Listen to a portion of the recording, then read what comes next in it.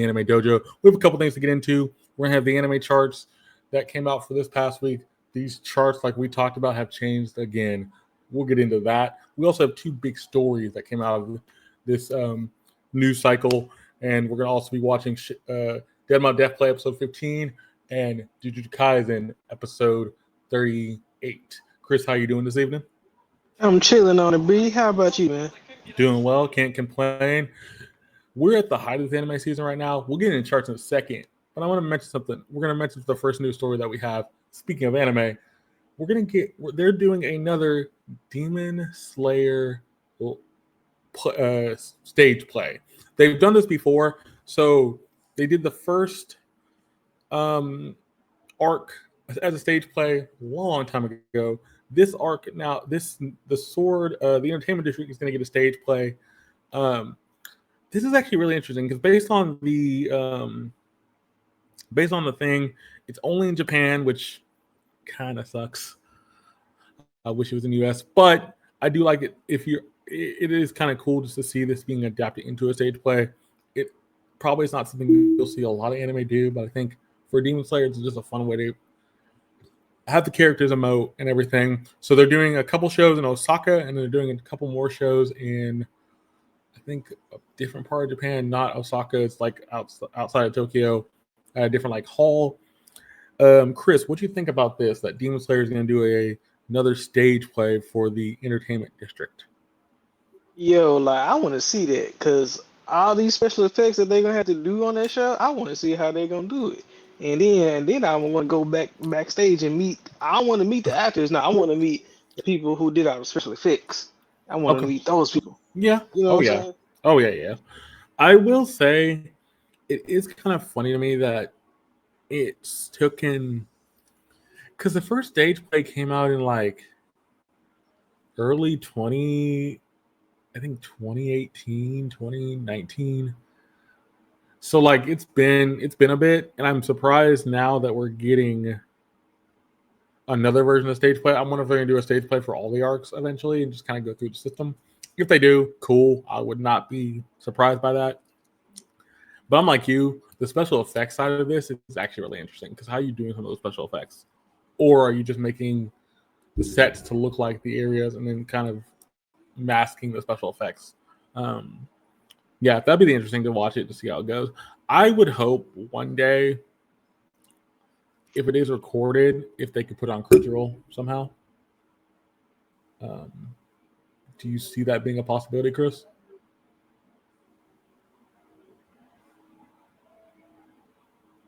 Yeah, man. I think it's a possibility.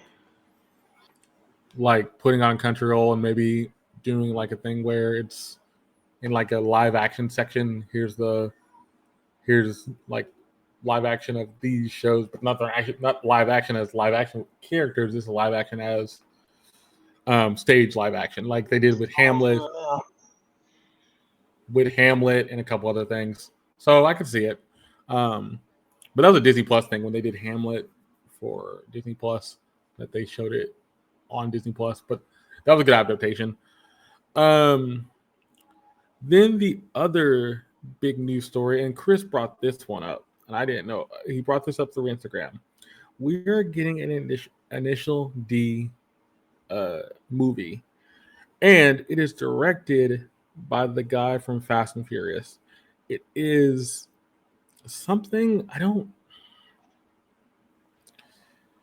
I didn't. I'm not.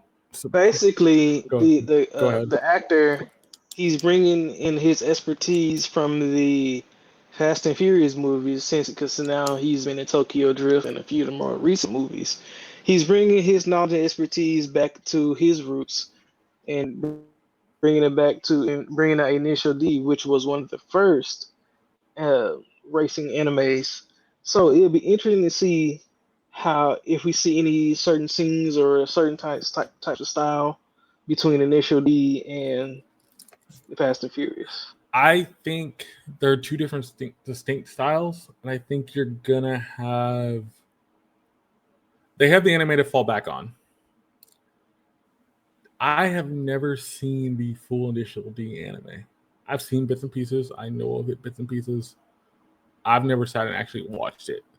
So I'm gonna be the other thing is how you're gonna keep to the source material of the initially anime. Do you think that's gonna be difficult, or do you think that's gonna be the easier thing because you have that material plus, like you say, using Fast and Furious as a template with like Tokyo Drift or something like that to give it more flavor? Well, it depends on how they break it down. Because if I were the director, I would keep all the same story from Initial D, Mm-hmm. just so I can stay true to the anime. But I would use all the stunts and mechanisms, cars, camera angles, all from Fast and Furious. Okay. Okay. Um, I know on this Instagram post, was there a time frame for this, or was it just like they announced they were going to do it, but it's going to take a bit? There was not really I, when they I wanted to think come they out announced it for some time next year. sometime next year. Okay, and was that a worldwide release? Yes, it was. Yes. Okay. Um, I'm. Interesting. It's going to be interesting because I would love to see more people take on. Well, okay. So I'm going to say this now. We've already had Michael B. Jordan. We're having the guy from Fast and Furious do a couple things. We've had other people dip their toes in the anime world. I It's good and bad. I think good if the property makes sense. Like, so he's doing Initial D. He's been in the Fast and Furious franchise, so he knows of the how that works. Michael B. Jordan did Jinlock, and that was his first anime, all English based, and he made that interesting and different from other types. I think with if you try anything else, I'm wondering if people are going to actually care. And it's not the sense like, do I eventually want to see a live action like Demon Slayer? Absolutely. Do I want to eventually see like a live action? We've already have live action One Piece, things like that. I think it has to be something that you are going to care about because we saw with One Piece they cared, they enjoyed doing it, they really, um, they really pushed the boundaries. But here, but here, it's I think it's a different thing with Initial D because it's a car thing, and he understands cars. I would not want somebody who's Dragon Ball Z that's not into Dragon Ball Z. But on the flip side, I don't want somebody who's into something, but then they change it all up either. So it's kind of a give and take. So seeing in this announcement, Chris, what do you think the next live action or movie adaptation of an anime will be? Hmm. Because there's a couple. Well, There's a I know couple. what I would like to see, but I know what I have a feeling what we might see. Okay, what would you like to see? What do you have a feeling what we might see? Okay, so what I would like to see, besides JJK and all of the big ones that we've come to know, I want to see Hell's Paradise.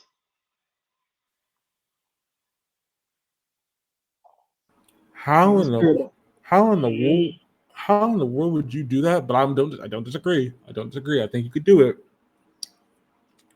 How in the world would you do that though? Because I think Hell's Paradise is also kind of in that weird spot of it's mainly a lot of action, a lot of storytelling, but also some things I don't expect, like how you can do the magic system, how you can do certain things like that. It can be done. We need the right people that can do the characters.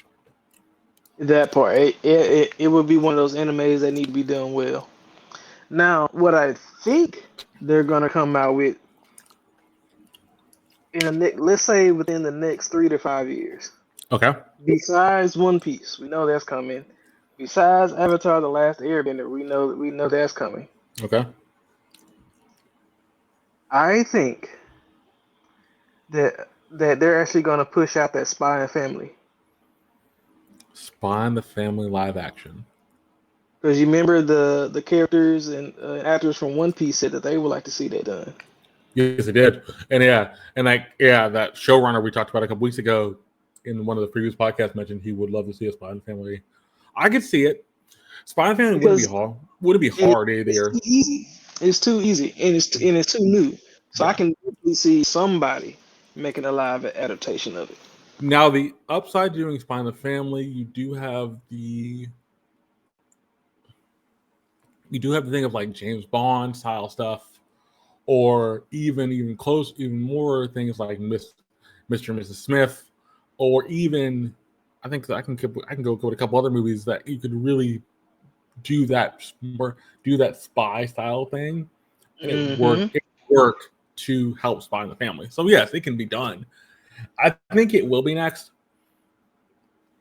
but I think the big caveat with Spy in the Family, I think you need to find the right actors to play the main two characters. Now I say the Yeah. main two, I mean the main three, counting the kid, because I think that's going to be the thing that's going to make or break it. If you don't have actors that don't really can portray those characters very well, everything else falls apart. Right. So yeah, Spy in the Family is one. I think the other one they would want to do if they had the opportunity. And I think most people don't talk about it because I don't think it's one that people want. It's going to push the boundaries a little bit. I think I ultimately think if it wasn't as popular, it probably wouldn't. It probably would. It's so popular. I think people want to do it, but they think they're waiting. Demon Slayer. I think Demon Slayer is Yes. the other one where people want to do it because if you're making a live action stage play, you can make a live action show pretty easily. Like that's the thing. Like you're doing the like a stage play version. You can do a live action show. There's some give and take. So the sword play is different. How you animate the powers are going to be different. So those things are different. But other than that, you have nothing really to worry about with the style of the stage play.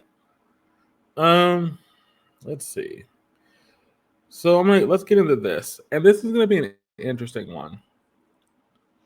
We're gonna talk about these charts, and these charts did something very weird. So these charts are from October 13th through October 20th. So we have the Emperors of Shadow season 2, the Fear Beyond Journey Ends at 2, and then you have the Ruin at 3. It dropped 2 spots. It was at 1. JJK dropped 2 spots. It was at 2. You have Doctor Stone at 4. Uh, yeah, Doctor Stone at 5. Excuse me. You also have Raiden Crimson went up to 6 from 8. Berserker Glutton, Spy Family, The Rise of Shield Hero, and Shangri La all go from 7 to 10.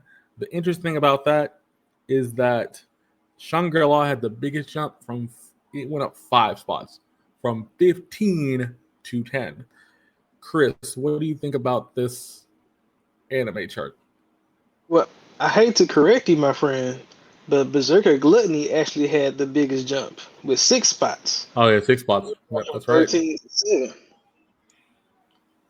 And man, we talked about this time and time again, bro. That we were going to see this chart fluctuate and just watch when they release it again. Everything's gonna be mixed match all over again. I don't think Yeah. anything's gonna be in the same spot anymore. No. Yeah. I'm gonna be interested because I know if I remember correctly, Shy is at 13 now on the list officially. So it's still in the top 15. Um, I don't. I'm gonna be interested if Berserker Glutton or Shangri La can stay up there. Do you think they can? I think they will, but I don't know if they'll all have that same top three or maybe even top five. But I do believe that they'll stay in the top 10. Okay. Do you think JJK fell off? Why do you think JJK fell off? Excuse me, I said that backwards. Well, it's not that they fell off. Is that okay? Now everybody's getting used to the constant action now. Okay, it's like okay, now that we expect it, it's like okay, now what's the intensity of it? You know what I mean? Oh, okay. So there's not much to get. There's not even like there's nothing to look forward to because we're going to get action anyway, basically. Exactly. Is that a good thing, knowing the fact that you're going to get the same thing where a lot of anime that you've seen prior, or is it just kind of like you're numb to it? Yeah, I mean, because after a while, once you like, okay, like take Dragon Ball Z for instance. If they Dragon Ball Z goes too long without an action episode, we're gonna be like, wait a minute, what's going on? This ain't right. Yeah, yeah. You know what I mean? But also, I think Dragon Ball's expectations are a lot higher technically. Maybe so, but is that an excuse No, though? it isn't. It isn't at all. Sorry if I'm looking. I'm looking up where. Okay, here we go. So, 100 Girlfriends was at 11. Goblin Slayer was at 12. Dead Mount Death Plays at 16. Doesn't surprise me.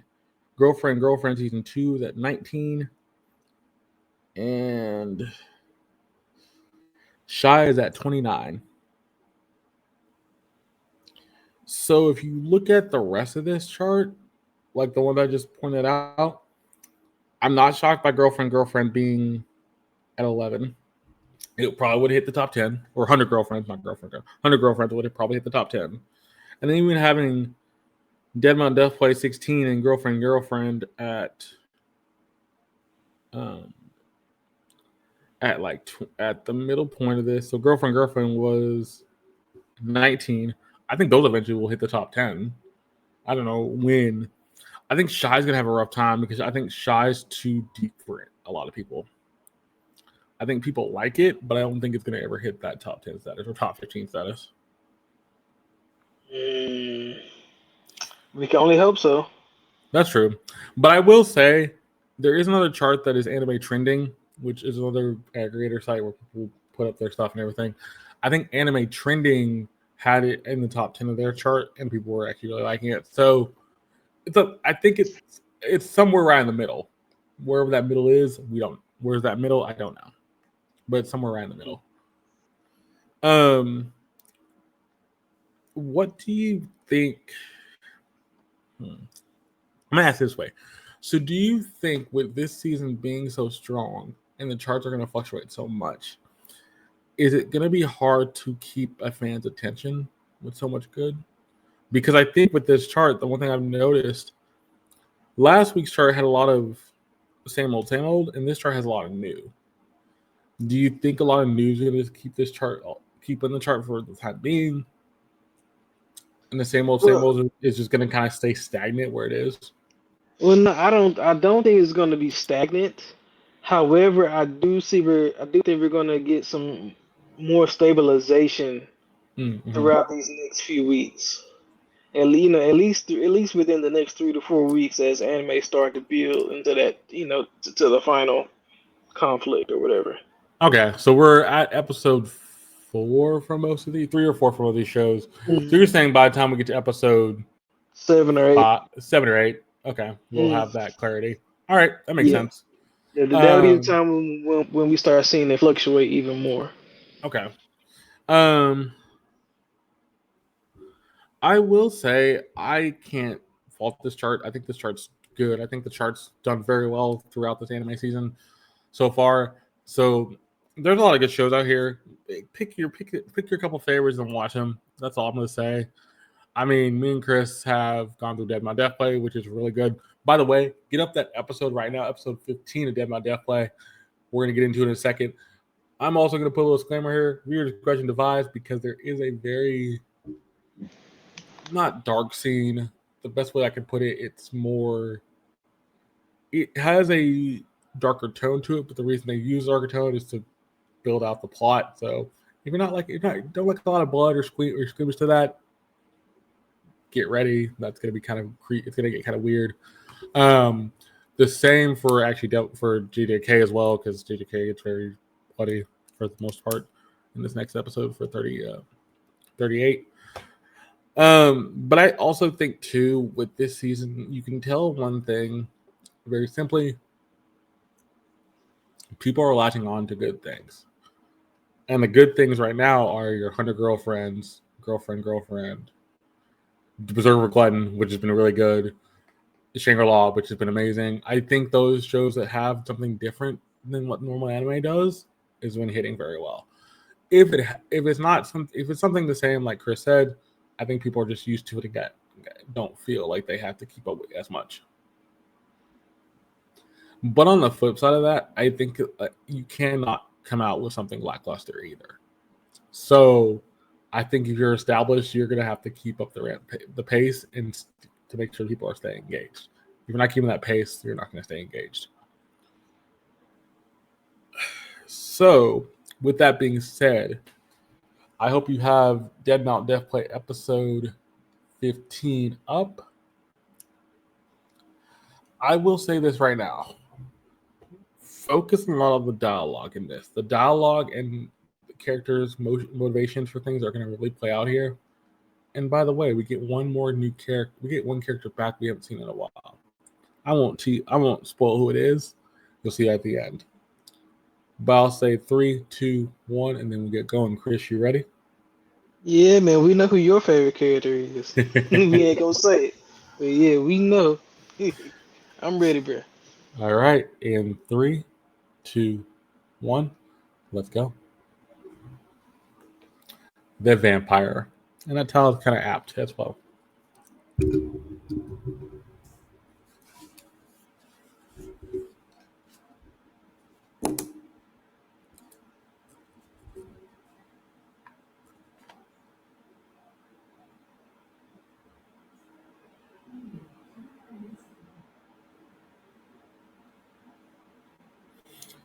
Wait, he said, oh, that's why he tells her to drop the story. Because all the reports about it being haunted.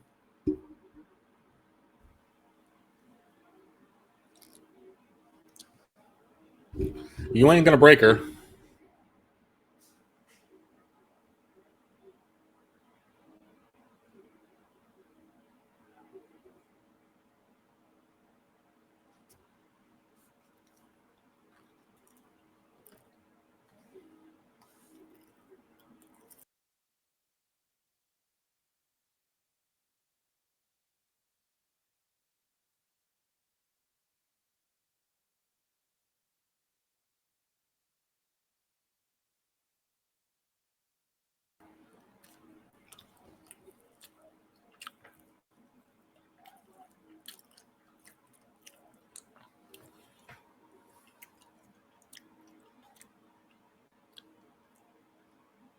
That's it. Hey, Brandon, what's your timestamp? Mine paused. 143. You want me to pause? Yes, please. Okay. So I'm at. Oh, hold on.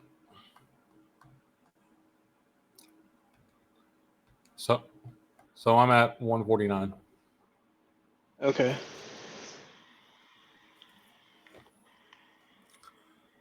It's funny. He tells her not to pursue the story anymore, but she still wants to pursue it. Like any hard-headed kid. Well, but even if a reporter, if an editor tells you do not pursue a story anymore, you can only. Most people will be okay, cool. I want to pursue it. But then she's like, I'm going to keep pursuing it, even though there's something there. Ah, can't be mad at her for that. She just don't be human at that point. That's true. Tell me whenever you're ready. I had to restart my device. I don't know where It's coming back up now. But I think it's odd that she starts this episode, but she really has no plan. Well, actually, she don't start the episode. The trio does, but the trio says, "Oh, the zombie girl goes, she's gone." But then we see her cut. They cut to her talking to Redder, and then we don't see her again. So it's like, I feel like she's a one-off character for some reason. Oh, you think so?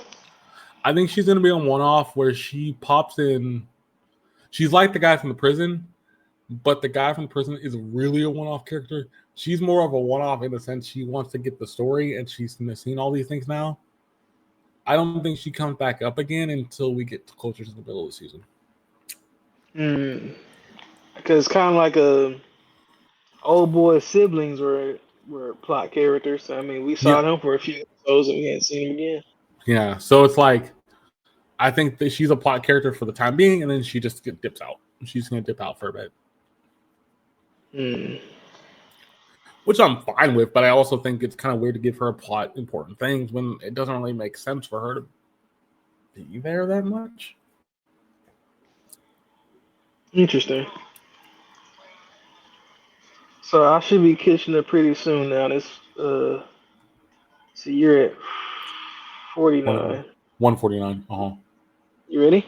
Yep. In three, two, one, go. There we go. Still one of the best songs in the anime season so far. My favorite is Shangri-La.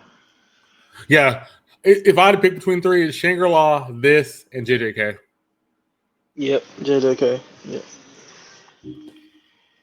I just like this because the female singer here is very strong. And they make it plays like a actually, you know what the song gives me? Club vibes. Who? The song gives me club vibes. Most definitely. Like That's the point. like one of those rave clubs. Mm-hmm. That's the point.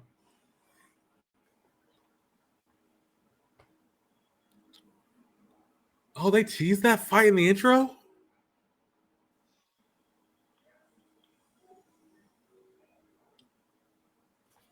Wait, the kids are in the intro too. The ones we just talked about.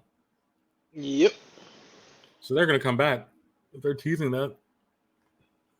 Hold up, mine paused again. Okay. What the heck is going on today? I just paused mine.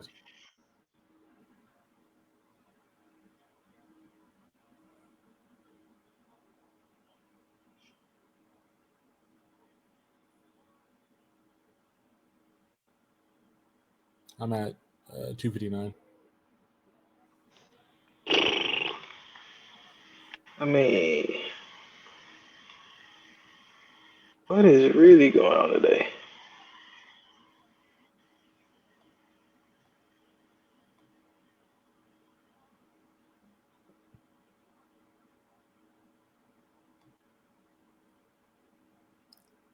Sorry about all the technical difficulty, everybody. Happens to the best of us. Please excuse us.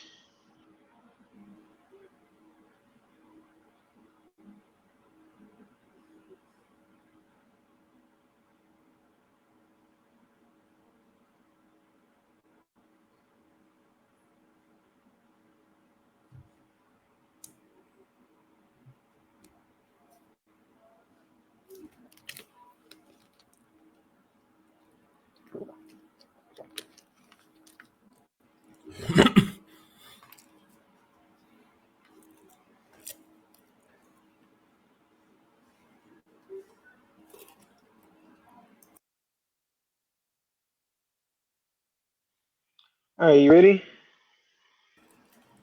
Yes, I am.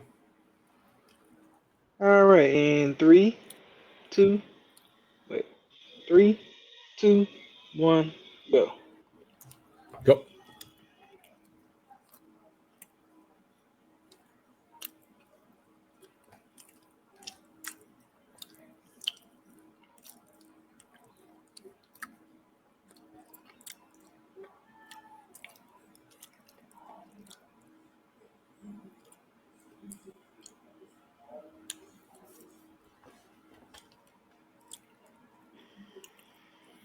So is he a bodyguard slash her butler?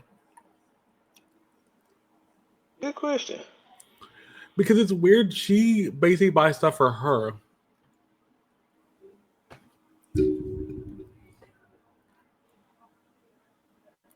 Are you sure about it? It's not.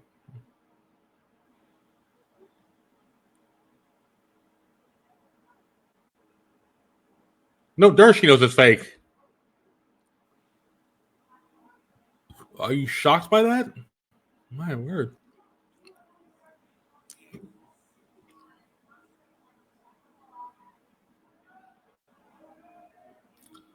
So if he has those stones, he can do a big task.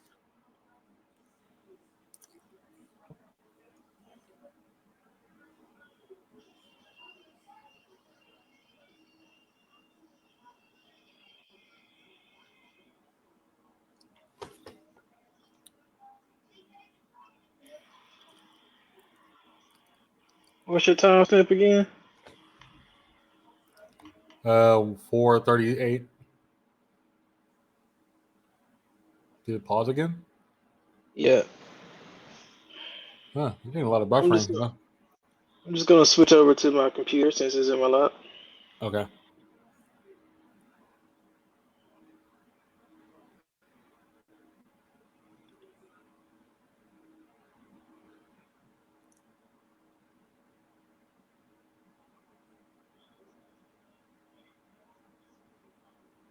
Can you still hear me? I can. You're loud and clear.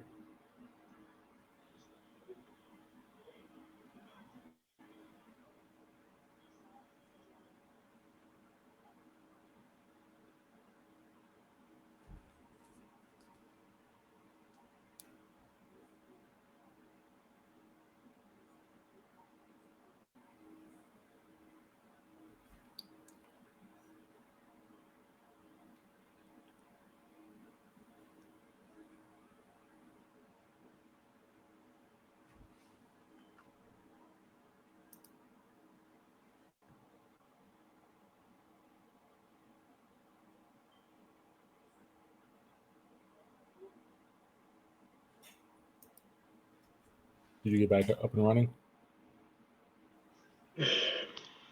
It's go ahead and keep playing. I'm gonna fix this because I don't know what's going on.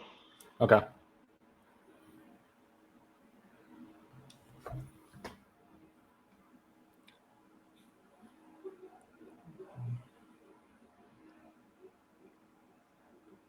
Like, wait, why would the cops be working with the killer?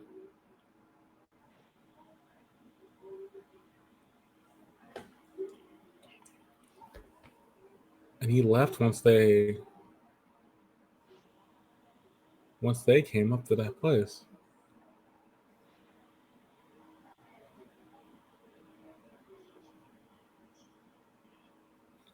But he's also a good cook. That's kind of weird.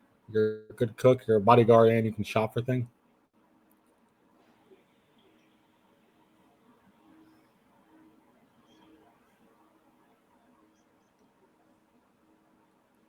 He does tell the truth. We're off the solitaire case.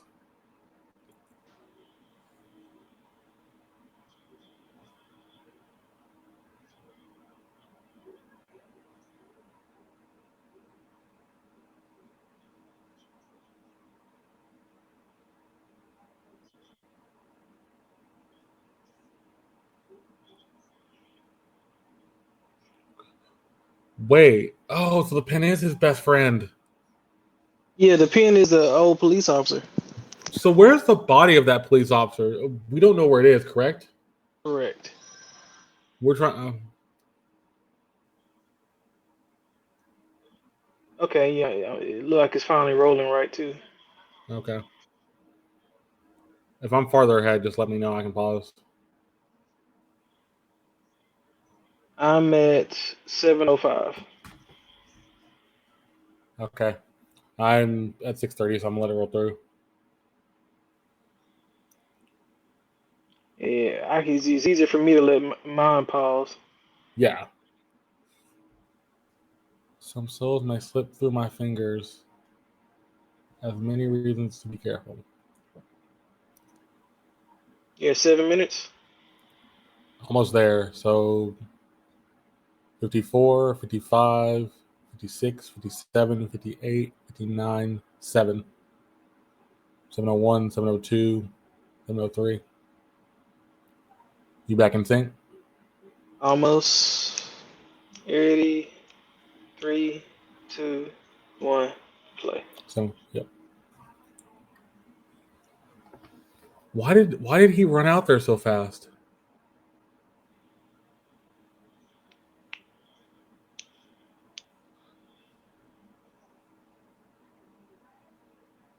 Shiguro-san. Why now of all times? By the way, he knew the dude.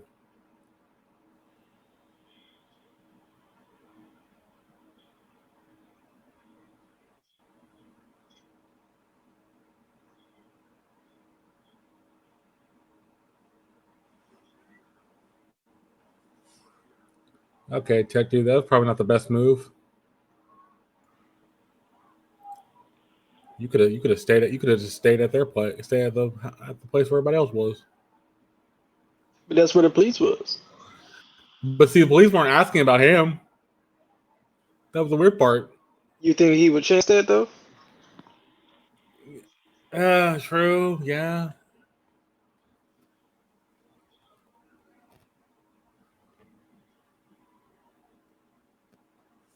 I'm gonna come back to that screen because there's a specific thing on that note that's gonna be interesting. I didn't know that the first time. It comes by so fast.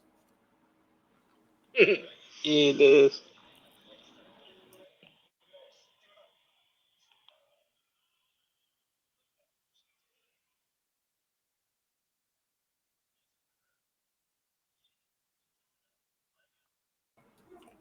If you're squeamish, look away now. This is about to get crazy.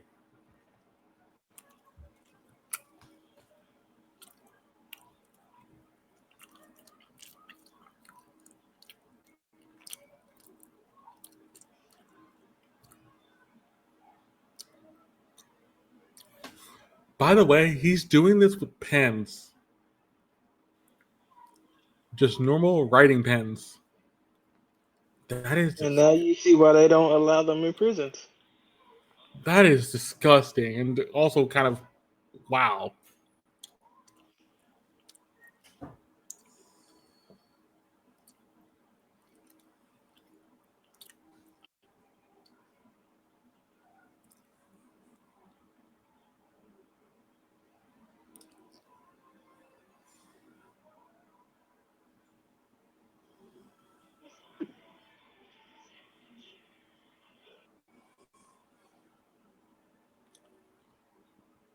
I love that she just rolls in.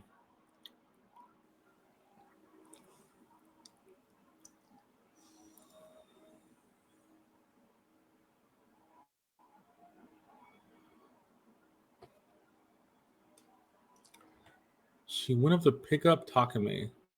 Clarice called. Oh, so that's why she went out there.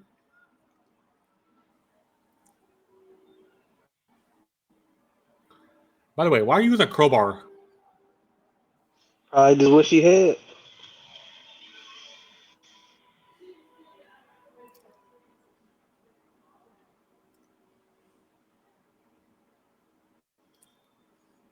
Dodge and then slice.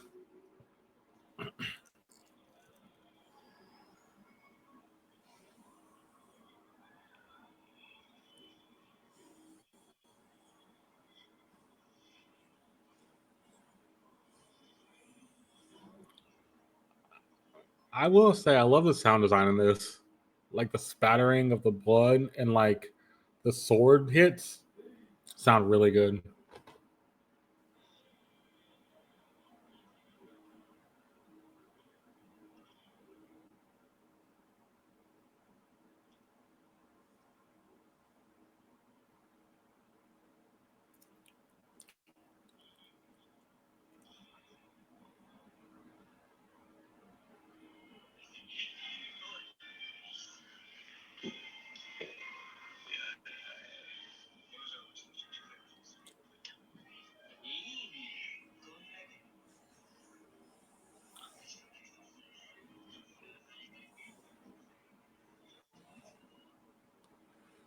Oh, he uses one of the gems to protect her.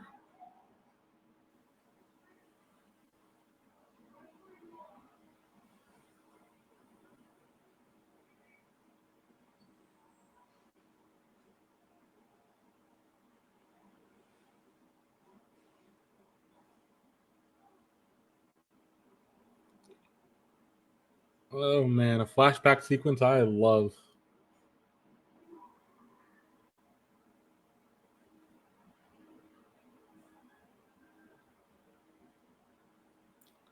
Oh, they gave her fangs. All right.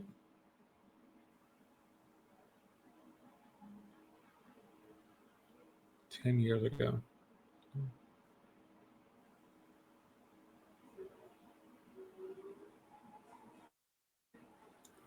I want to smile.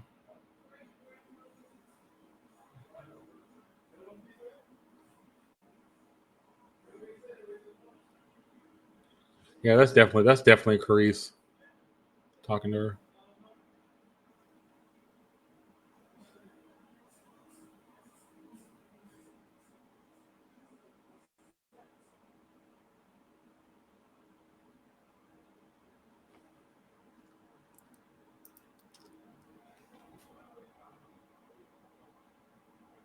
Okay.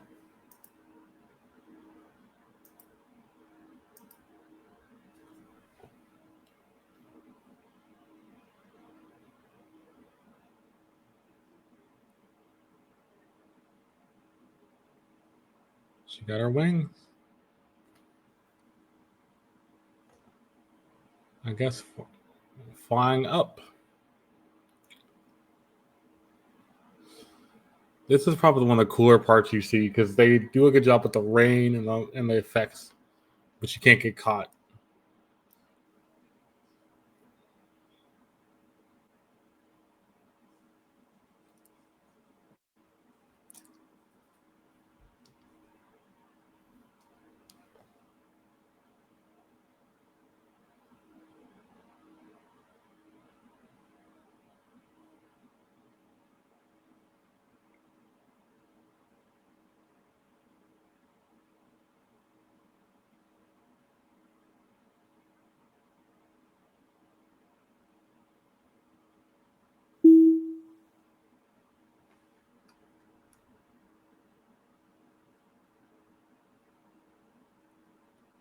Can you hear me now?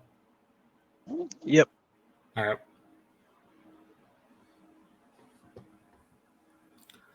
So what I was saying, he used one of the stones to make her a vampire. And that stone, the Shark girls, why'd you use one of the stones for that? He says I don't have any use for them.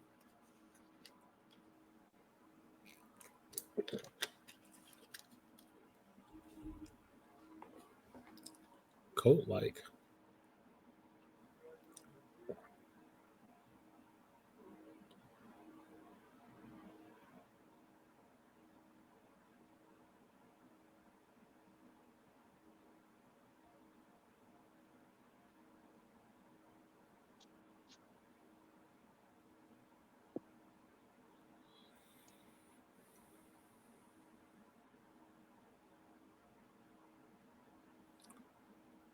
Wait a minute.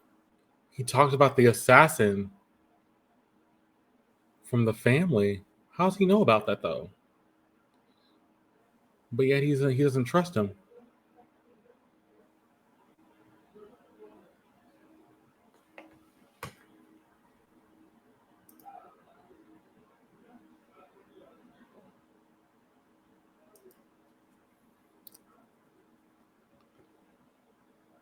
Oh, this is crazy.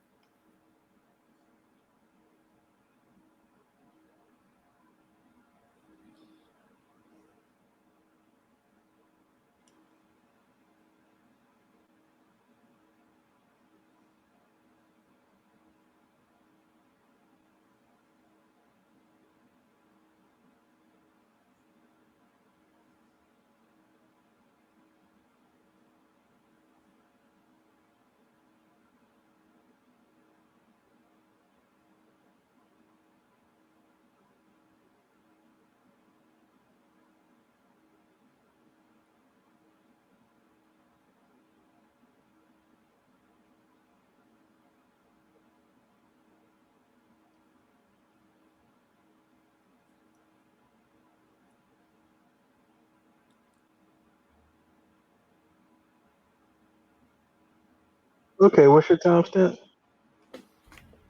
1730. I just paused. Or do you need me to?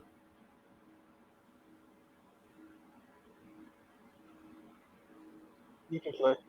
Okay.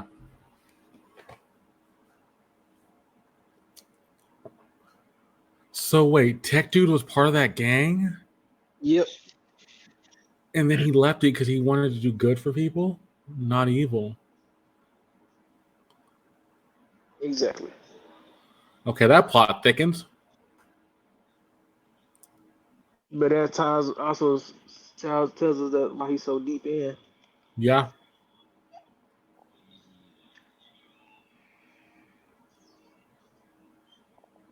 I love that. We should have got rid of him.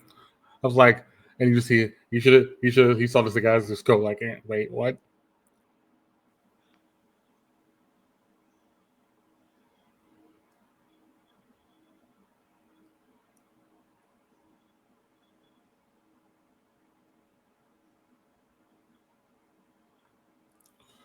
Oh, this gets where it gets really just creep. Most movies treat by being shot in the arm or leg. What? Why'd you do a movie reference there? Right.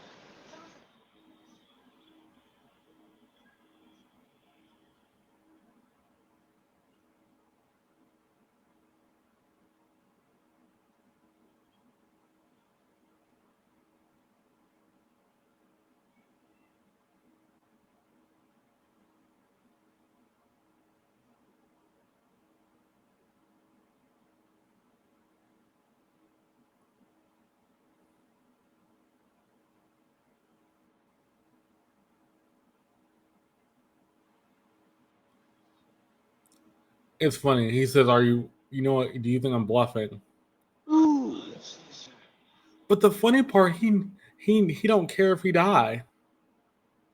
Nah, he just wanted his information. Yeah.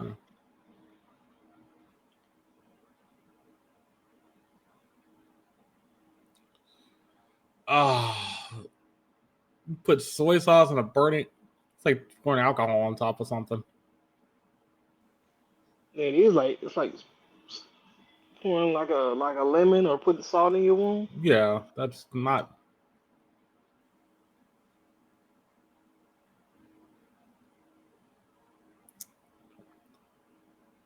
Oh, then he went some step further. He's just like, I'm gonna take this screwdriver and just like play around.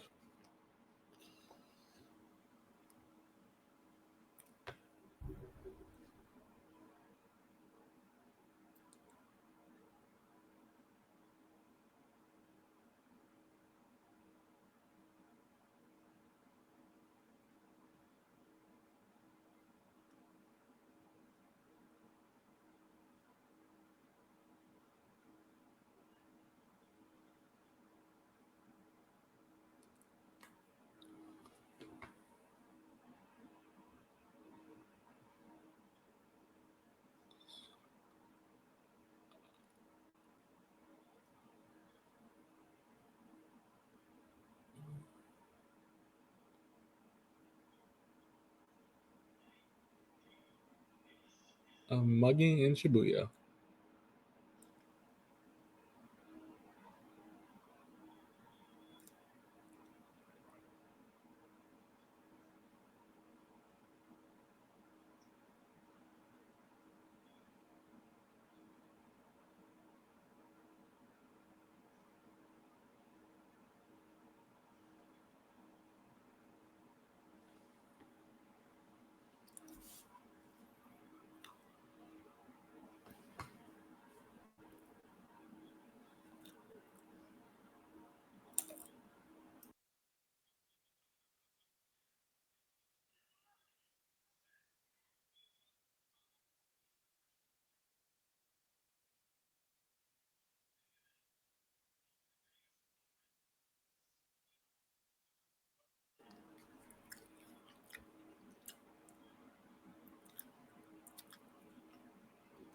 My favorite character.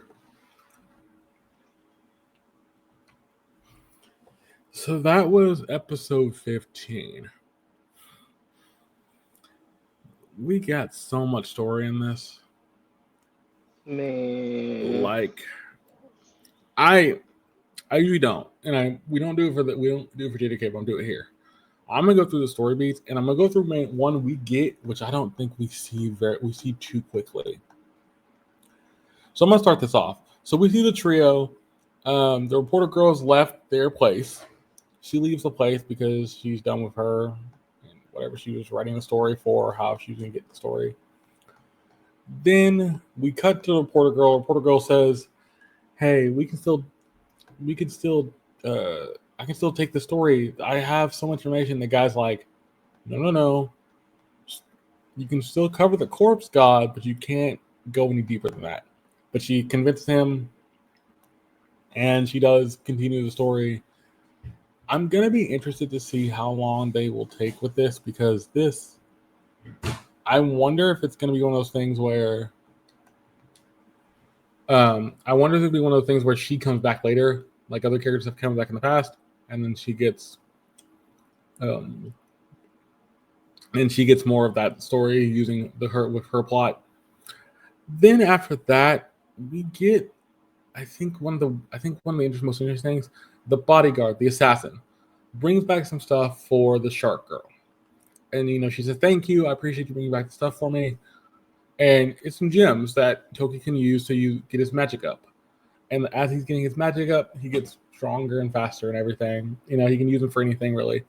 And Tech Dude's like, "Well, now that she's gone, we can do other things. We can try to figure out what's going on. What's your next move, Pokey?"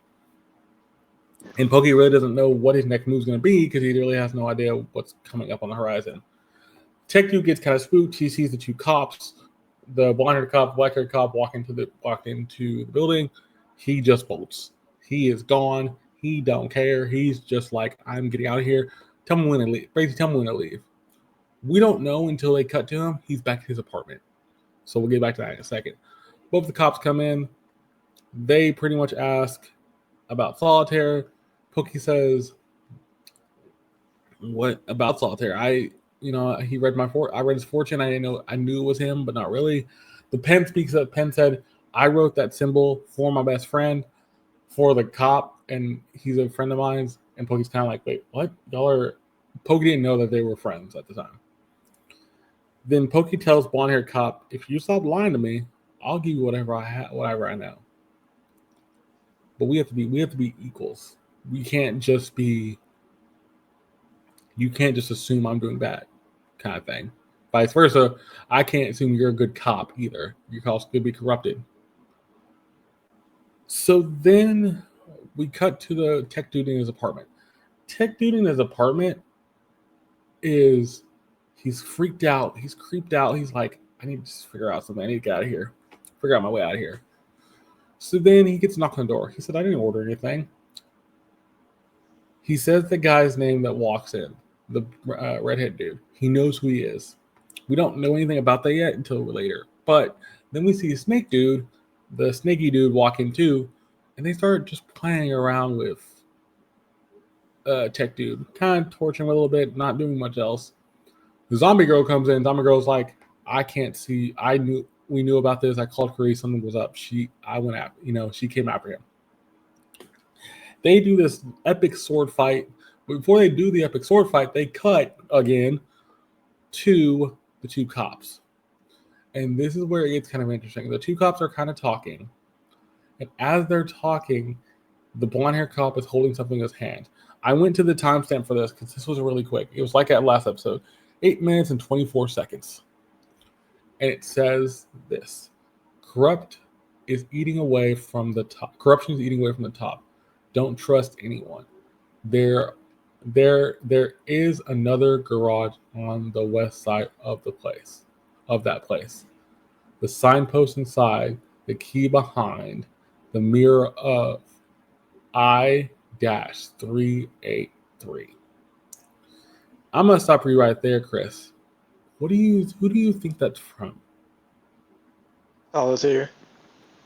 Do you think it's Solitaire proper? Because I have a couple hundred. I think it's Solitaire. Or the other thing I'm thinking Pokey gave that to him from the pen. I was just about to say, or it could be from the pen. Yep. And it's a weird thing that he gets that from either if he gets it from the pen, did Pokey trust the pen and trust that he knew the person? Or is it just a thing where they finally come back to they kind of give a understanding to each other, like, okay, I'll give you the information I know.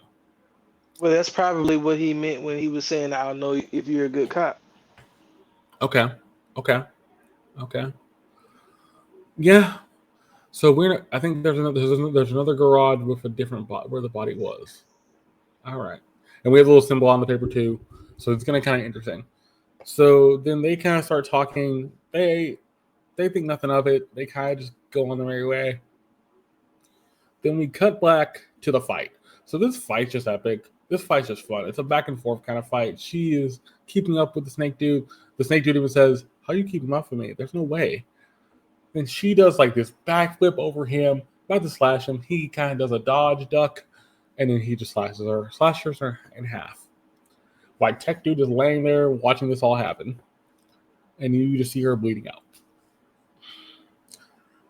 I will say this: this scene was creepy and kind of dark. But then I love they cut back to Pokey, and the Pokey says, "I'm gonna use one of these stones to get her some protection. She's not a zombie anymore; she's a vampire." And as they're leaving, so they cut a little bit. So as they're leaving, they leave with Tech Dude in a bag. The assassin bodyguard is following. We see her still on the floor, getting about to get turned into a vampire. But they do a cut. They cut to her. They cut to all these things we've seen. Her jumping off the fence, trying to see what would happen. Tech Two stopping her. We don't hear the Tech Two part of this, so they show it when she does earlier, and Tech Two stops her. They get a cut to where she actually does it. But then you also see Clarice talking to her as a young kid. And Clarice even asked her, "What do you want to do?" "I want to smile, but I don't have a reason to smile." And this scene is always so interesting to me because it cuts back to when her parents got killed by that dude. And also gives you a reason why she is always kind of weird. So then she's in it. If you don't, and it's a small detail, if you don't notice it, she's drawing in red pen or red coloring part marker pen, whatever you want to call it. And it's also kind of creepy and weird. So then she jumps off the top of the fence. She has wings now. She can fly. She finds the car. She starts attacking the car. And as she's flying around, she has to duck away because somebody's staring at them. She thought somebody was staring at her. She ducks away. And she says, "Chris, this is so much fun. I've never had this much fun. I've never smiled like this. Not like when I'm killing people, but I'm smiling now." And she was so happy having the wings, the fangs. They did everything right here. So she gets to the thing. She gets there. I don't know if she saves. She don't really save them. They get away. But I love that they gave her this little arc here because that makes sense. By the way, I'm gonna mention this at the end because his plot makes more sense here. So we get back to Carice. Carice is wondering where he is, what's going on with Tech Dude. We don't know. She's like, well, one of her maids is like, well, we can find out. We'll find out something. Don't worry about it. Don't worry about it. We'll find out something. We'll see what we can do. But as she's doing that, they do a cool thing. The former butler that not butler, but server that died, and the server's best friend were in the bar as they're hearing this because they're like, we should have done something with Tech Dude a long time ago. He should have been dealt with. And they're like, and just kind of like exit stage left. It was the coolest. It's the funniest thing ever because they're like, that could have been me. They just leave. So then we cut back to Tech Dude. This is the guy, red-haired guy, and the snake dude. This is where it gets kind of creepy. And because this dude does so well at this torture, why still talking to Tech Dude? So he stabs him in the leg with 2 pens. Then he asks him all these questions. So who are these people? Do you know the girl? Do you know the assassin? All this stuff.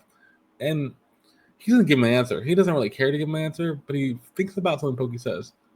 "I don't keep no secrets because I care. He cares for his friends." And that's the thing that Tech Dude hears. When he hears that, he's like, I'm not going to give away anything. I'll let you do whatever you want to me. I'd rather, and I say in the episode, and Chris hears me when I say, he rather will die than give up the information. Exactly. So then they do a flashback. And this flashback is showing Tech Dude working with the redhead dude from a former gang. Also, he worked for the redhead dude. He worked in that gang with the redhead dude because he thought he was doing good. But he technically was doing evil. But Tech Dude wanted to do good. So then Tech Dude left that gang, went to Korea, started doing good for people, and he's done good ever since. He basically hated being in that gang in the first place. And he, based on the flashback we see, they kind of tell you that. So then this gets even more weird. So then he takes some soy sauce, pours it on the wound, it burns. Then this dude literally takes a screwdriver and starts digging in to this wound. And then ultimately, he's like, I'm going to point this gun at this. I'm going to put the gun to your head. I'm not bluffing. I will do it. But then he switches over, like, I'm going to point this gun at your leg and get you and finish you off. And he uses a movie reference. And even Tech Dude's like, why'd you use a relevant movie reference? I thought that was kind of weird. I thought that was kind of funny because even Tech Dude was like, you don't get the movie reference. You're right. But the assassin hears all this talk.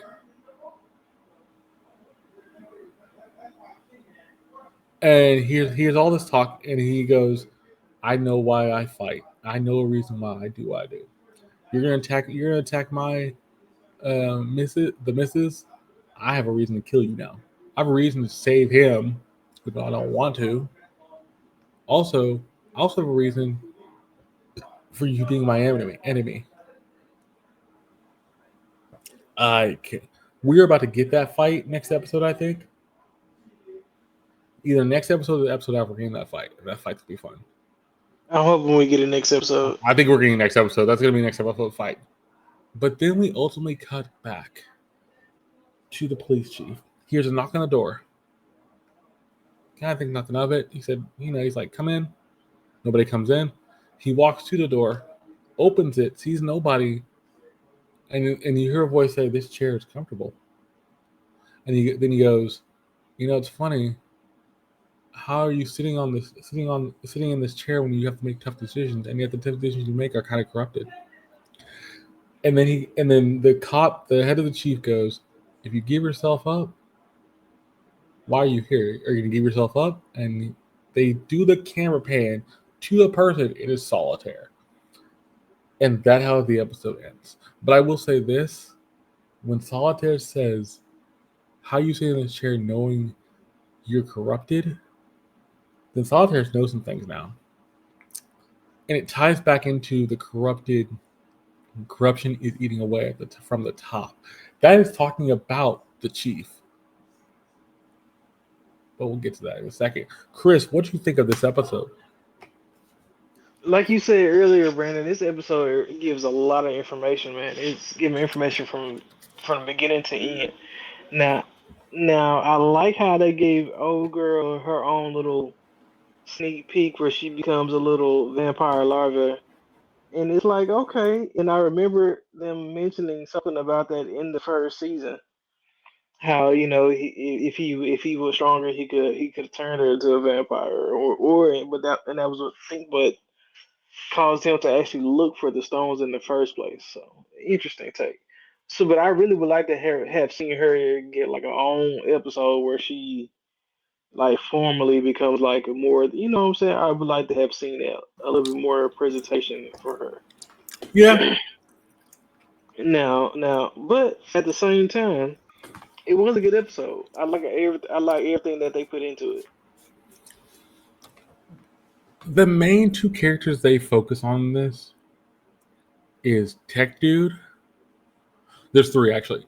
Tech Dude, Zombie Girl, who's now Vampire Girl, and the assassin.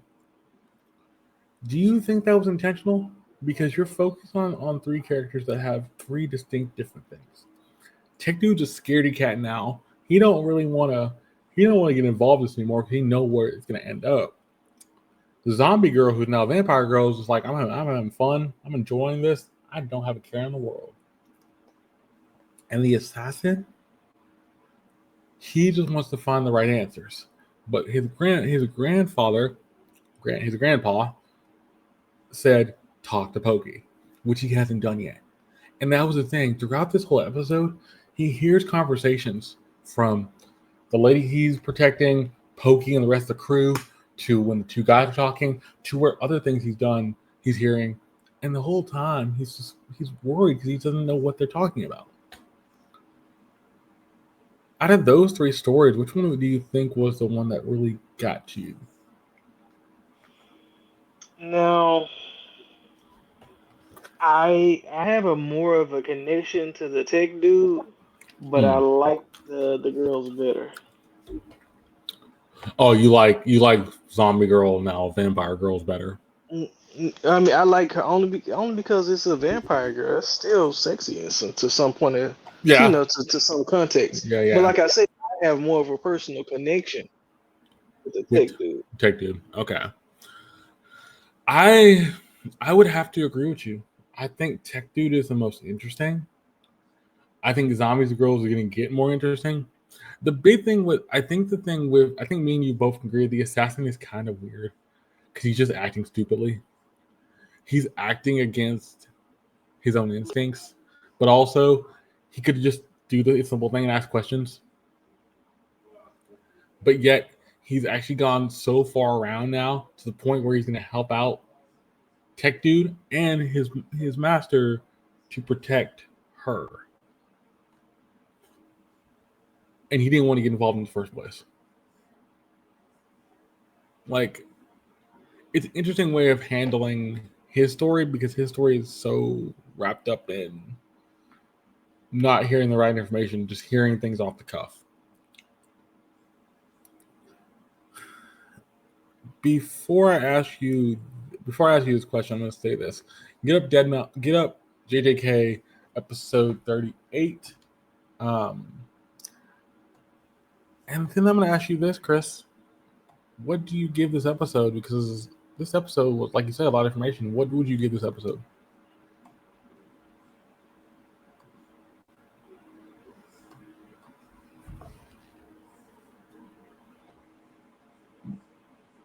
Because this episode, I think, like you say, gives a lot of depth and a lot of stuff to it, but it's also very interesting. And like I say, like I asked before, what would you give this episode, Chris? What's your overall grade for this episode? Yeah, my apologies. I didn't know I'm still muted, but Oh, no I worries. would give this episode an 8.2. Okay, explain. And I mean, because it was a good episode. It was a few things I felt like could have done better, but I'm not gonna let that take away from the episode. So it was good. What were the few things that you could think they could have done better? Like I said, just a more formal introduction for old girl. Like I feel like her and Tech Dude need their own episodes so they can get their full backstory. Okay. Okay. Okay, this is going to be a tough one for me.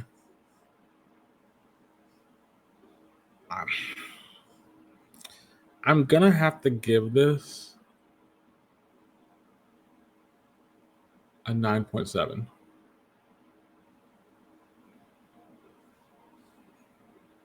And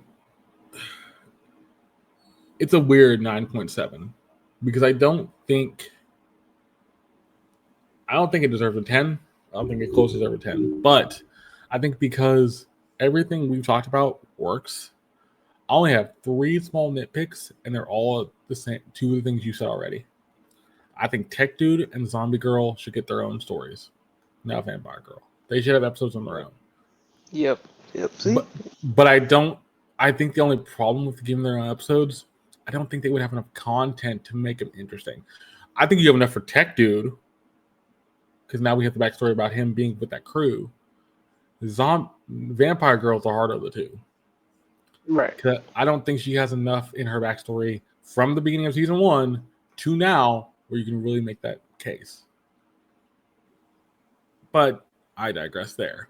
The third reason I'm docking this episode is the only thing I think doesn't really also work. I think having the reporter in the beginning of this episode has no bearing on the back half of this at all.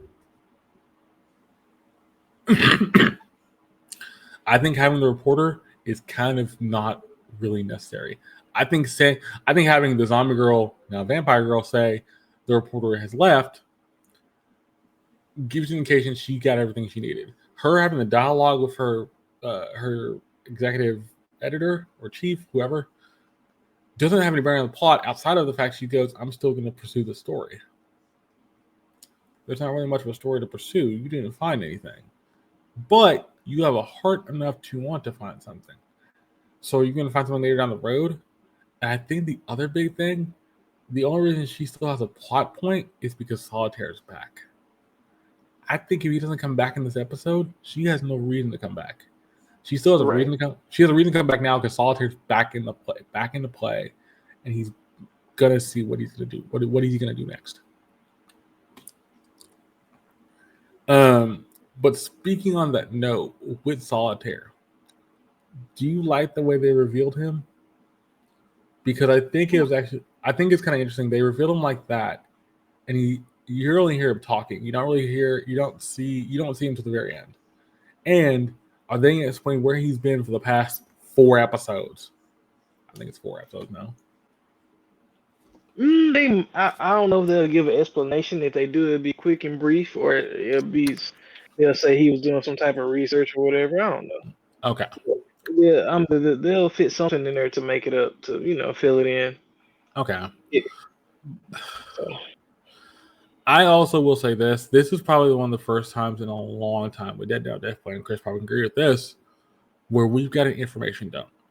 They have dumped so much information to the point where it's over. It can be overload. But the only thing that saves this episode is the pacing. Previously, when they did this, the pacing was super slow. There was not much action.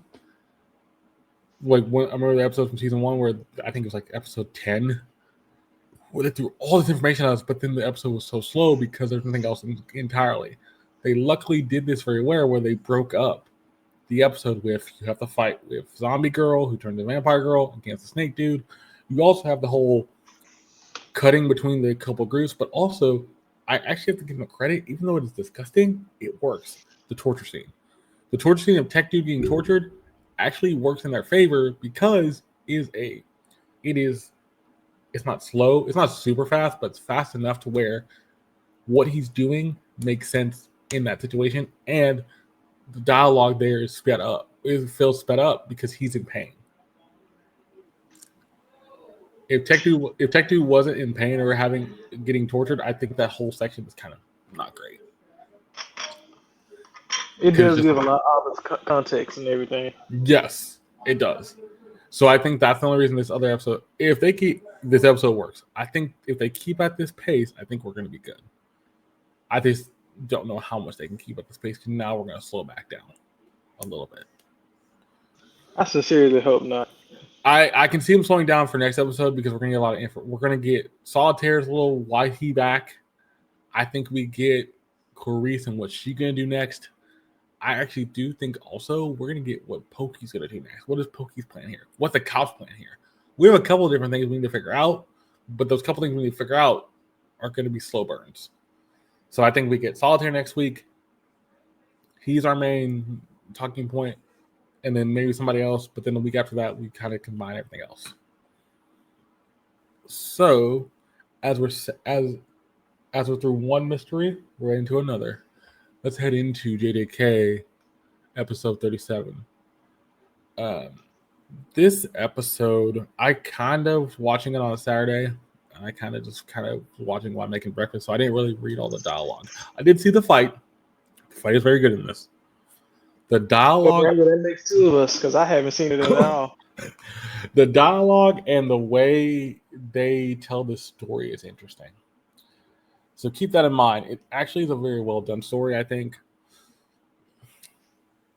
And there's one thing they do in this episode that I don't think you would normally do, but they do it very well. So I will say 3, 2, 1, and then we'll get going. Chris, you ready? I'm ready. All right, then. In 3, 2, 1, let's go. Red Scale is what the episode's called.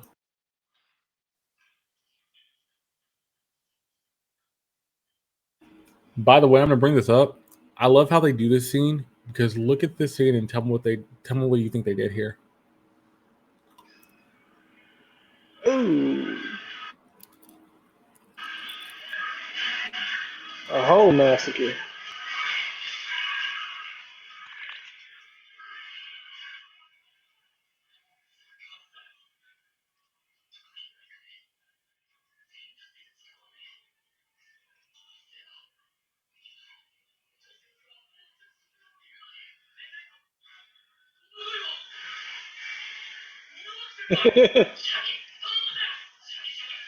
My other favorite character.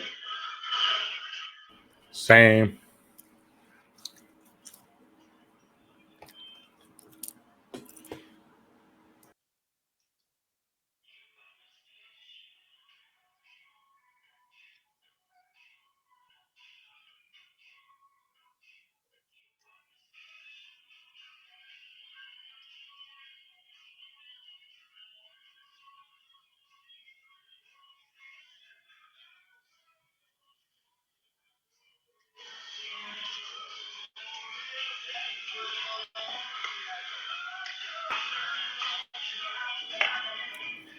So one of the best songs in there. This song is good too. I like this one. See, the thing is, at this point, I think my anime playlist is at like 50 something songs, and that's just Nah, but That's anime openings and K-pop. I'm like, okay, at this point, I'm just getting too much K-pop. I'm gonna have like almost 100 songs at the end of the year. is there anything? Is there such thing as a lot too much music? No, there isn't. But at the same time, I think it's like I get when I listen to a song, I like it so much. It's like okay, I'll just add this to the playlist. you, you can't hear my background, right? Very slightly, but not too much.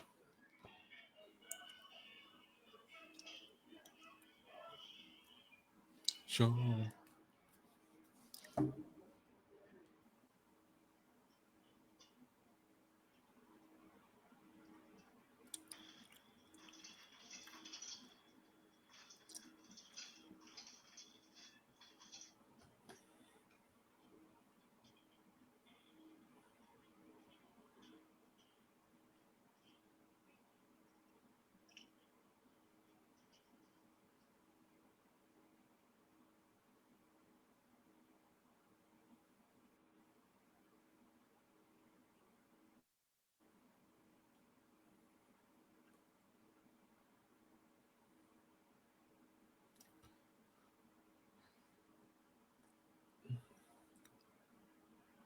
So Chris, I don't know if you caught this. So remember last episode where they show him already down the stairs, down the Right. escalator? They literally show us him running from all the way where he was to here. I actually love the fact they show that off. Even though the only reason they showed off is to show you the massacre that was happening in the middle. And having what's his name come back. True. They had a lot of context to put in there.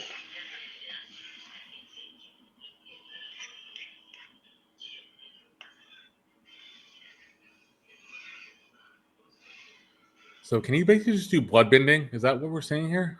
That's what it looks like. Or blood manipulation?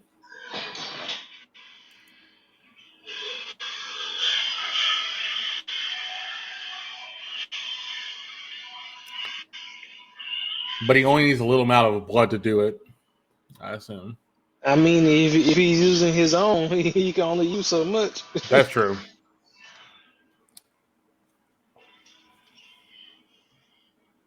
Oh, Ooh. how are you not like bleeding from the arm now? Remember how he learned to control his blood He to, did. yeah.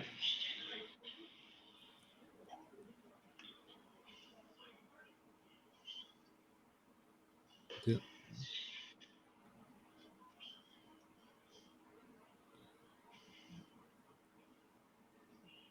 not really.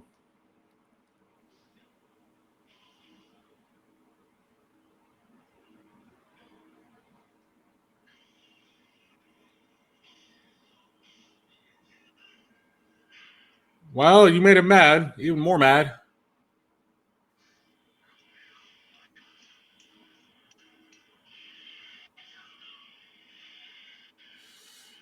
Oh, that is amazing how they're using the red color against the rest of the background. Ooh, man.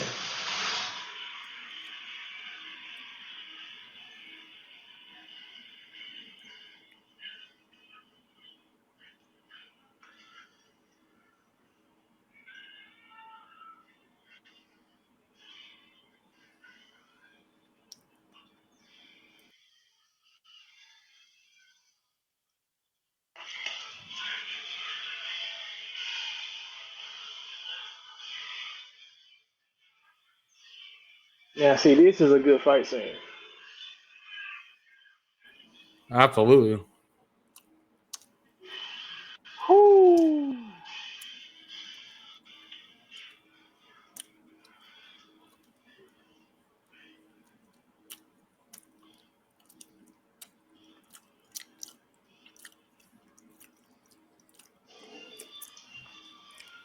But the funny part about it, it's like use of colors and motion. I think that's just their art style that they've gone with.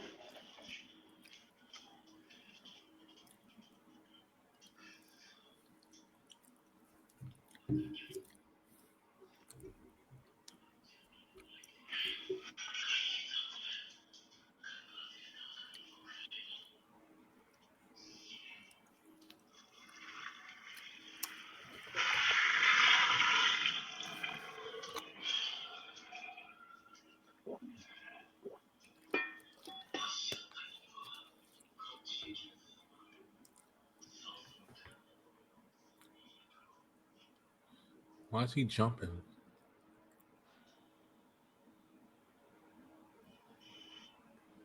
Oh, he wants him to attack first. Ooh.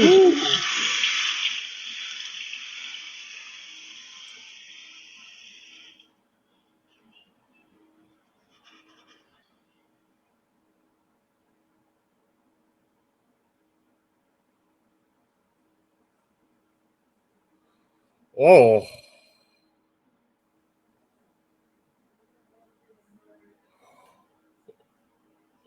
Oh.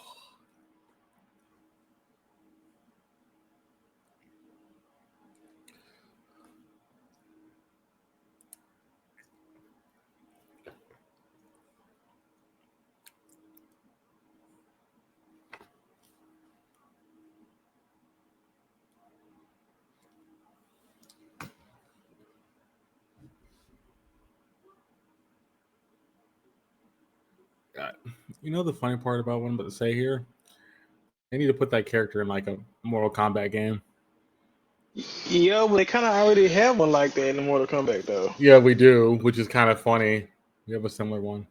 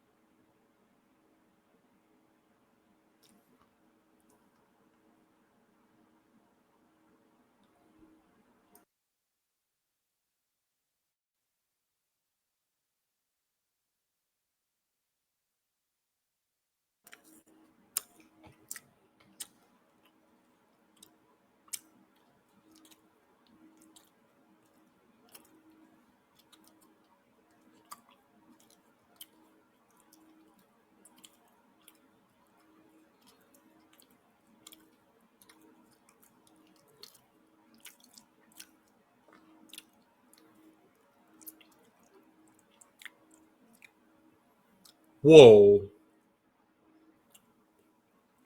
Wait, 10% chance of living? What?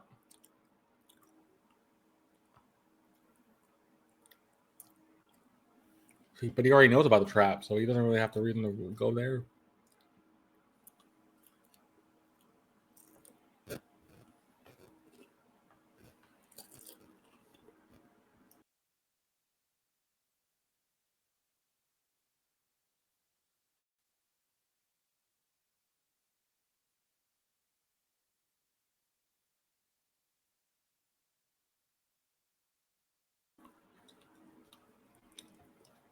You don't call him a coward. I think you don't want that. You don't want that problem.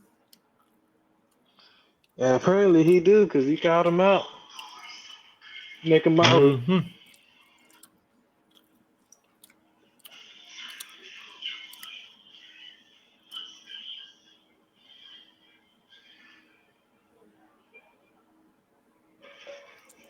Wait, that was a distraction.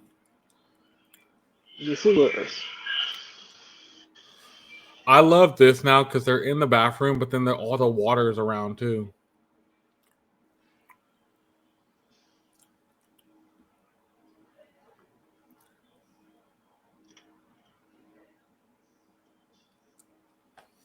Oh, he's not. He's not done. Mekamaru can still fight.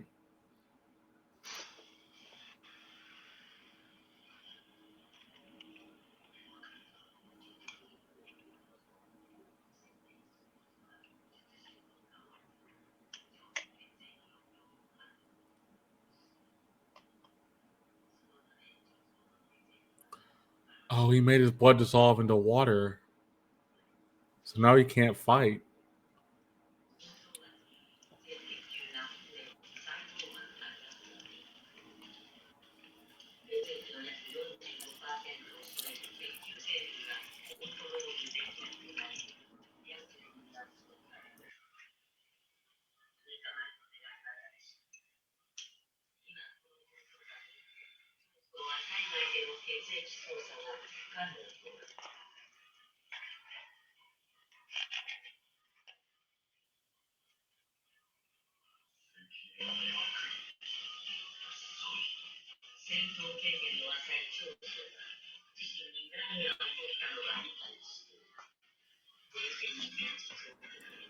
And that's why it's called Red Scale.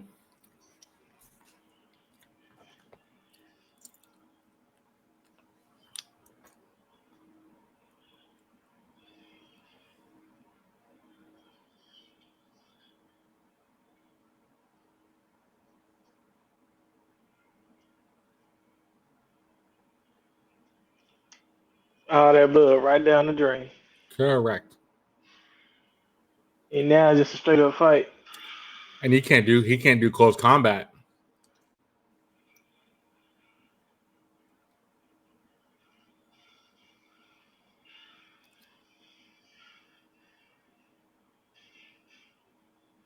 Hey, he doing all right to me. He's holding up, yeah.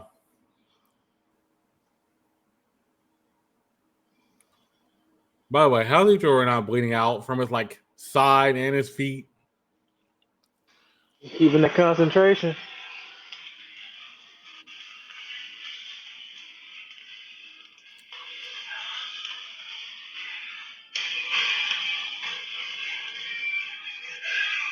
Oh,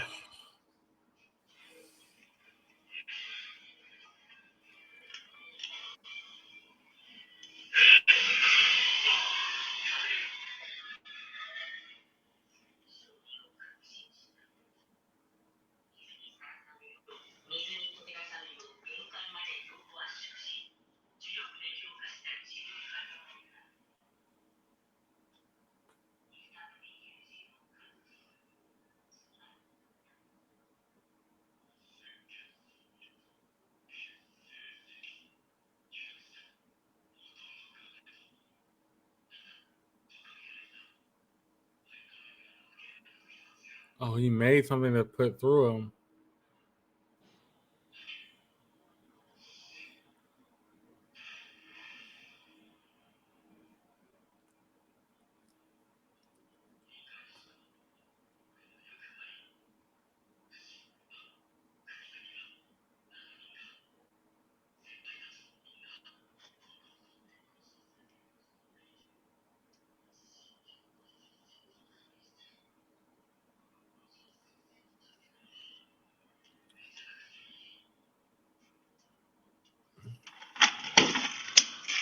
I love they gave him a purpose.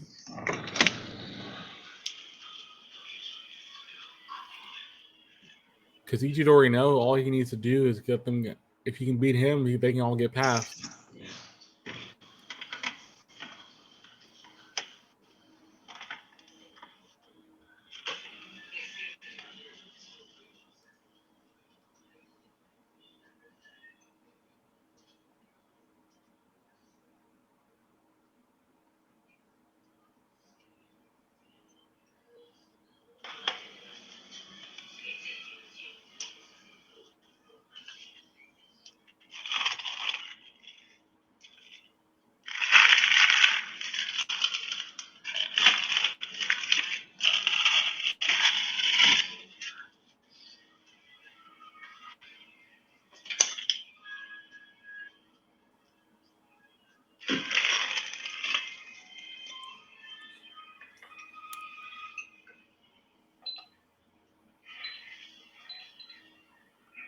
Whoa.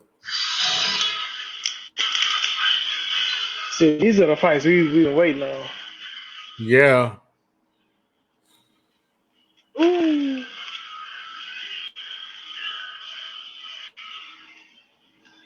This is like a fighting game. What is this?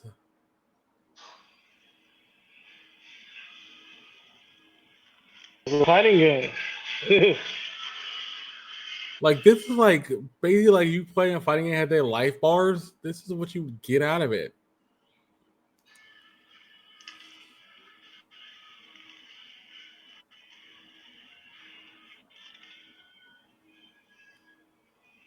Why do you stop before he could poke his eye out? he caught it. Caught it with his Oh, hand. he caught it with his hand. Okay, that's why I couldn't tell. Then he broke it. Ooh. Drop kick.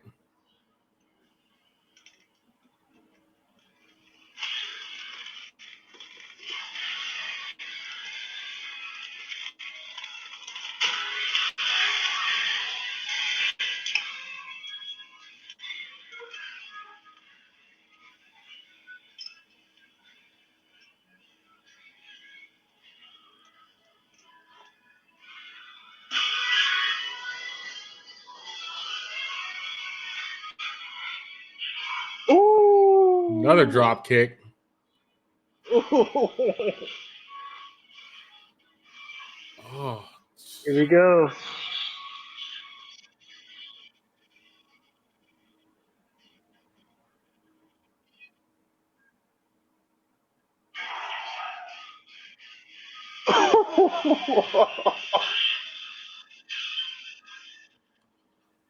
he blocked it.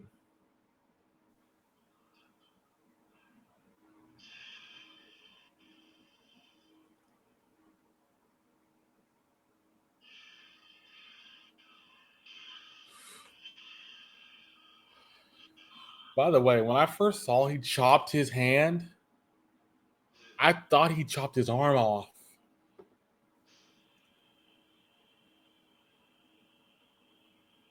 My man, you are not standing. You cannot stand right now.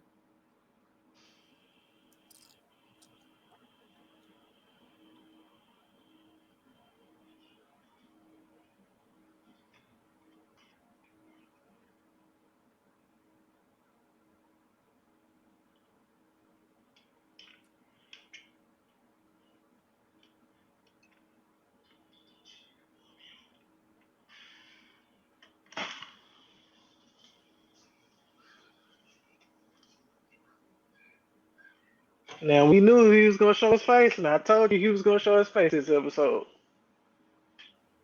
Sukuna.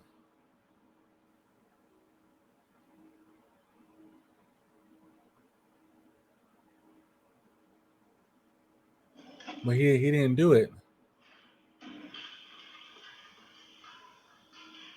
Nah, he just let him get a glimpse of him. What? Yeah, he just got a glimpse of Sukuna.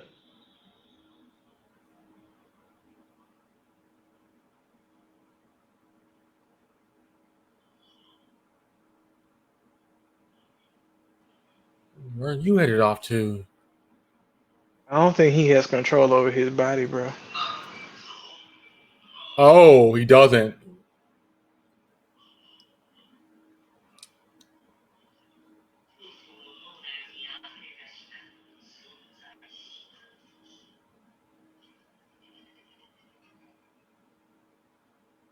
Memories flood his mind that didn't exist.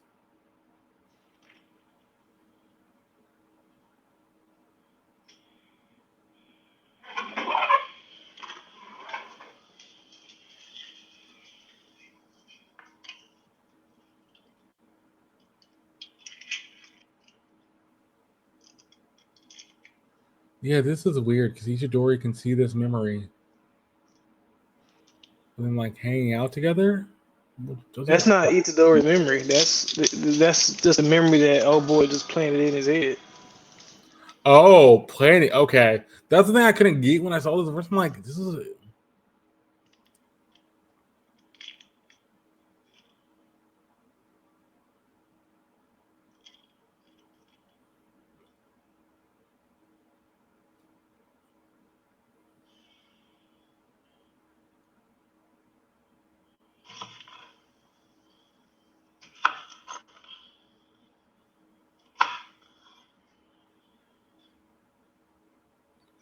Well, you ain't living long.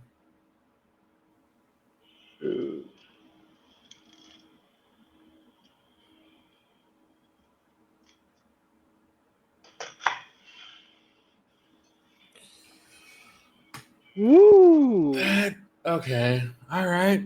I mean, the dialogue here and that. Okay, so here's what I'm gonna do. We're not going through the full episode because this is all a fight. But I'll give you the three things that you might want to look out for. Number one, bloodbending dude goes, What was my brother's last words? Or did they have any? Itadori says no. That what kicks off our fight, by the way. Fully. But also, I love the fact that they give Itadori showing us he ran from where he was in the previous episode to where the fight starts. And they actually show us the fact that Salmon Dude, the one that can speak and tell people to stop fighting, blow up, all that kind of stuff, his technique, he's there now. So we have another player involved, which is awesome. So this fight starts, and this fight is beautiful, fun, and interesting. I love the way they do the color palette for this. I love the way they do the motion for this. Then we get to the middle of the fight. In the middle of this fight, Ichiro is kind of figuring out what he needs to do. He can't really attack this dude normally. He's already got a couple holes in his body and everything.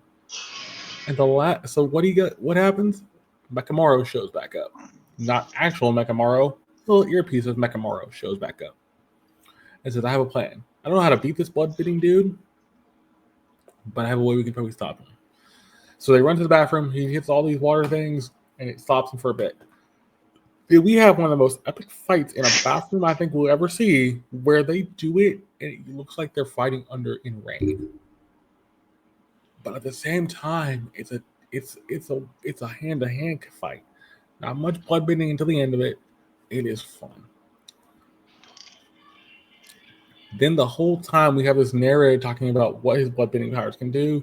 He's calling out moves like spear, sword, all these different moves, supernova. So we get to see all that. The last half of this fight is they're still in the bathroom. Blood dude gets his bloodbending powers back, or blood mutation powers back, and he just goes ham. Cuts up Ichidori, slashes on the left arm, then slashes him again, and knocks him out fully.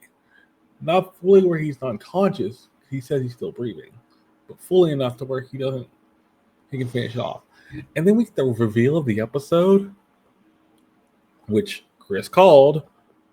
And I forgot. I remember like when I said I watched it on Saturday and didn't get the chance to. I wasn't listening to dialogue or was seeing it. Sukuna shows up, and Sukuna says, "You lose to him? How?" And then, as it's happening, you see his bloodbending dude like punch the wall, and then kind of walk off. He's kind of out of it. He's not really focused on anything. And then, this is the part I want to focus on. We get this flashback. We get this implanted memory into bloodbending dude. This memory is his three brothers sitting at a table. But all we see is a fork with a plate of spaghetti on the table. And somebody's twirling the fork with the spaghetti and then feeding it to one of the brothers. Then they twirl the fork some more and feed it to the other brother. The first time we see this happen is Ichidori feeding the spaghetti to to the blood, like the blob looking thing. Then he tries to feed it to the blood breeding brother, and the blood breeding brother's having nothing of it. He snaps out of it, breaks this window, and then keeps walking off. And that's how the episode ends. That's a little truncated version of it. Basically, the big things you want to take away: the ending sequence, the ending little memory thing, Sukuna returning, and the beginning part. Chris, what do you think of this episode? Man, this episode was wild from beginning to end, like non-stop wildness, like for real. Like man, I don't. It's hard to really say or point out a favorite spot in this anime because, like you said, the art was good and then paying attention to the dialogue is like, man, I don't know what I wasn't trying to pay attention to what they're saying or what I'm seeing. It's like, man, it was really hard, but it was still a good episode, man. Like it kept my attention throughout the entire episode, like for real. Yes, it did. I will say this. This is probably the one thing about JJK that people kind of can be kind of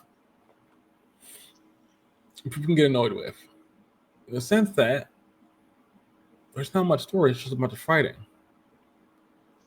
Or there's a story, but the fight kind of overtakes everything.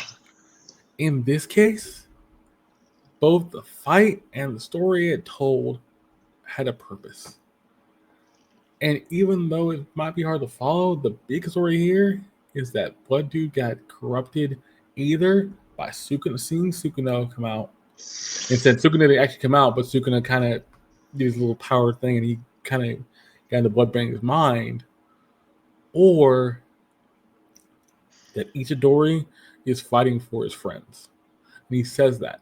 He says one line, he says, I am fighting for my friends. If I can kill him, they can get to Gojo. And that's all he needs to do. He doesn't. If I die, that's fine. No problem. I'm gonna say. Go ahead. Now I was thinking about everything that they said because it was like it was so much going on, but he was telling him about his brothers and they were talking, and then that scene with Mekamaru, man, like even Mekamaru couldn't really figure him out. And Mekamaru said he's seen this before because it's an inherited technique. So it's a technique that's been inherited from somebody else or a family. Right. Which even makes it more funny because if Mekamaru doesn't know what it does, then he's in the dark. That's kind of insane for a guy like him to be in the dark or something like that. Is it though? I mean, like he was. I understand where you're coming from. He was like in hiding, so to speak. Yeah. But still though. Yeah. I mean, this man was smart. He wasn't. I think Mekamaru knew. He kind of understanding what these guys could do, but he didn't know everything. So I'm gonna ask you this, Chris. What would you give episode 37 of JJK? I'm giving it a 9.4. Ooh, explain. Bro, the only reason I'm giving that episode is only because it's selfish reasons. It's because I didn't want to see the main character get his butt whooped. I really didn't, but but I understand they had to do something to kind of draw out his other demeanor. So Yeah. I get it. I think the other thing that I'm thinking back to now, and it's funny what I'm about to say because I don't know if you remember this. When Nominee said, from this point forward, you have to be my level or higher to be in the fight. I did think about that right as the ending came. And I'm like, are you telling me that each or's gonna be beat up? Yeah, each or's gonna be beat up. Young other girl can't really fight, she's out of it. The girl that can use cursed weapons, she's not gonna be strong enough to fight what's coming up. You have the guy that can do cursed speech, but he's not nowhere near as strong as Nominee. You have this is gonna be interesting how they're gonna have this fight now. Well, the thing is that we don't really know how those seniors compare to these monsters. We ain't really seen them because remember, Panda Bear go hard. Remember? Yes, Panda do go hard. And then the guy who was helping Itadori train was Goro. The other, you know what I'm talking about? Oh, Tangojo. Yeah. Tango, yeah. So we don't. So and then you never know. I think this was just a bad matchup for Itadori because he couldn't figure out how to. Probably was. This dude was moving and this dude was shooting projectiles while fighting up close. It was like, bro, how do you beat that? Even maybe Yeah. I don't know. So Yeah, you're right. Well, maybe Nanami would have had a hard time fighting him. You're correct. I'm gonna have to give this. I'm gonna have to give this episode. I have to give it a 10. Ooh, okay. I think the only reason I think I have to give it 10 is because you had a couple things for me. The animation is well done. The fight scene you did here was very well done. The dialogue choices you picked here made sense. I don't think you do those dialogue choices without reason. And I think the other thing is you are making sure to connect to other things. So like I said, but now when he's saying, hey, you have to be like this level or higher, we see that now that that's a bad match at Fujidori, and he barely got out of there alive. Right.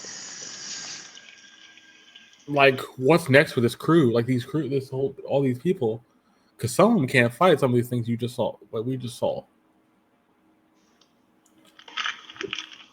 But the other thing you do, you tease Sukuna. And you tease Sukuna so well to the point where I think he comes out in the next episode. That's what I'm saying. We can't forget about him. Like, we forget he's also a main character. But it's funny because Dojo and them. they keep him on the down low because there's no point in having him come out super early. Because if he came out super early, he could just wreck fools. And that's not the problem. I think that's the thing about that character. Like, he can wreck fools and he's hard. He goes hard. Yeah. And we know that from season 1. We also know it from pretty much the end of season 2. The beginning half of season 2, technically. And even to this point, season 1 and the beginning of season 2. So we kind of know that already. I'll be interested to see where they go next. But I will say this: I'm looking forward to the next episode. That's a guarantee for both the shows, and I think this is going to be the most interesting next episode because now, what fights next? Do we go to Meme? Do we go to Nominee, where he's doing next, or do we just go to something where we see what happened to Itadori after he gets beat up like that? Now we can't forget about old boy being his dad. That's true. Do we go see Toji and Toji has to go beat up? He's gonna go beat up his son. Who should beat up his son Megami? Yeah, that's gonna be fun. Like that's gonna be different. Like that, they have set up this story, and people say that's why the Shibuya arc is so complex because there's so many moving parts, and these moving parts have to make sense of the timeline. I do like they give you timestamps, so they do say this happened on this time at this time on this day. So it kind of gives you the understanding of what's going on. So now I think we're heading to another fight and just kind of keeping the timestamp rolling for now.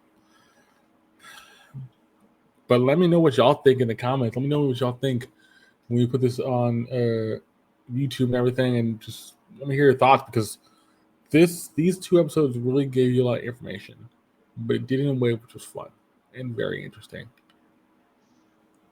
That was episode 27 of the Anime Dojo. We'll be back next Tuesday for episode 28, where we do episode 38 of JJK and episode 16 of Dead Mount Death Play.